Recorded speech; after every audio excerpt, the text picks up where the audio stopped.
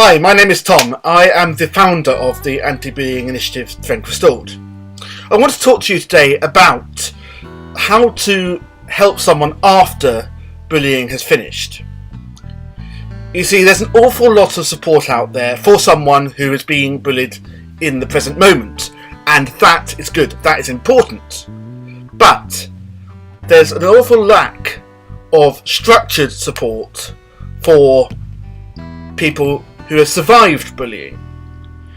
And with reports out there saying that bullying can have as a detrimental effect on a young person as, say, child abuse, this is actually quite disturbing. One of the things I want to do with Strength Restored is implement some sort of aftercare system, but that's a little way off at the moment for us. But I want to address it here in this video. If you go to the PDF that I supply on a monthly basis through our newsletter for this video, you will see some of the ways that bullying can have a detrimental effect. There's depression, there's anxiety, there's social issues, and physical health issues. Because when you're being bullied, often you bottle things up, and actually, when you bottle up emotions, it often has to come out in some way or another, and often you get ill. And so, caring and making sure somebody recovers from bullying and knows how to deal with the psychological effects and whatever is so important in many different ways. And I'm just going to cover a few aspects of how you can, and perhaps what not to do, to help someone recover from bullying. I think for me, one of the most vital things is to remember that they are on a journey. And there are two aspects of this. There's, you don't know who they are really meant to be, if that makes sense. When I came out from my bullying experiences, I didn't know what I wanted to do, and really, I shouldn't have done much at all. I'll come on to that in a bit.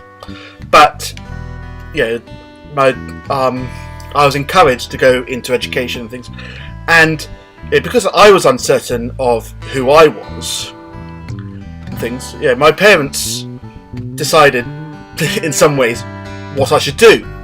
And what they thought I should do was media. And though that's wasn't necessarily a bad thing to choose, it's not ultimately what I have chosen to do in my life. I use it, but I haven't chosen to do it in my life. And it's taken me probably longer to discover what I should do in my life, because I got distracted at the beginning. And though I'm not saying at all that I begrudge my parents for doing what they did and suggesting what they did, it was right at the time. In some ways, if I hadn't done that, if I had the time to discover who I was and things, I might have actually progressed far quicker than I have. So the first aspect of this is give them space to know and discover who they are, and don't you imprint anything onto them. This isn't, as I say, it isn't a, what's the word? This isn't being nasty on you or to them, but ultimately it's their life and it's their personality, and you don't know what you're misinterpreting as a personality trait might be a scar from the bullying they have just received. As I just said, they are on a journey, and often in society nowadays we expect that journey. We expect people to get onto either the educational ladder or the career ladder straight away, but sometimes this isn't really helpful. Sometimes people just need space. I had a young person that I worked with over a decade ago, and he was severely bullied and things. I won't go into his story because it's not mine to tell. But his parents were, and I think still a little bit are, worried that he wasn't in education, wasn't progressing in a career and stuff. But I was there thinking, wait a minute, this guy is achieving more and doing amazing things with his life in his context and the recovery of what he went through than I did and some other people have. And those things need to be celebrated. They need to, just because you're not earning £1 million or got a successful career or whatever, or becoming the next Stephen Hawking or whatever, doesn't mean you're not successful. Recovery in itself is a success. Now, this guy is married. He's not got the major career. He's not got aspects of that. But he has got a life that he enjoys. And he, in the most part, I think, is happy. And actually, happiness is far more important than success in career. And the effect he has on other people actually means more than anything else he could do.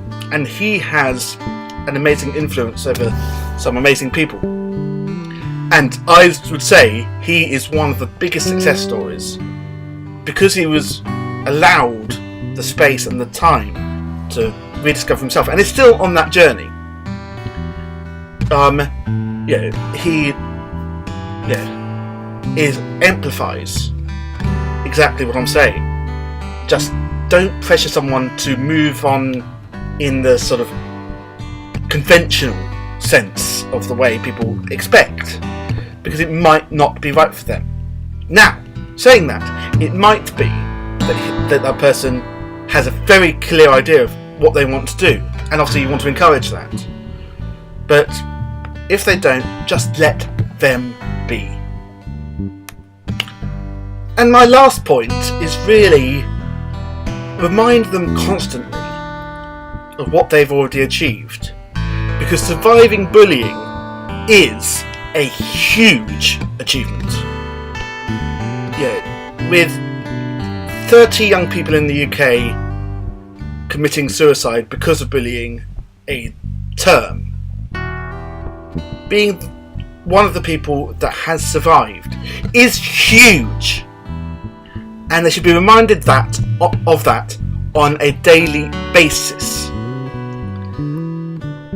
It might not seem like that, and in some cases, and I know with my case, I sort of convinced myself that I hadn't been bullied for a while, for about 3 or 4 years, to be honest, because one, society was telling me that what I went through wasn't bullying at the time, and two, I wasn't reminded that I survived. I can't tell you how important it is that surviving is a success story.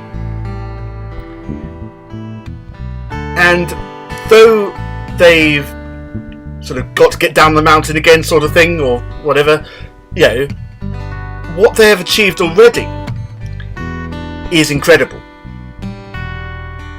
And with a bit of help and support, they have got it in them to make it all the way back.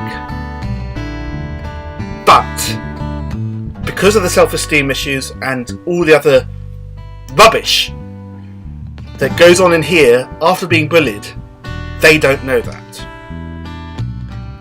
So you need to tell them. And you need to tell them on a daily basis. Obviously, this has been a very simple sort of exploration of this. If I went into the full details of how to do it, you'd have given up ages ago. It would have been a very, very long video, and you'd have got bored, effectively. I hope to do more of this sort of stuff in the future, in person, and maybe webinars and stuff. Do go over to our Facebook page and like all the stuff from Twitter and Instagram. All the details of that are below. Otherwise, you can sign up to our mailing list, which, if you do, you will get the PDF, which has a bit more detail about what I've just been discussing here.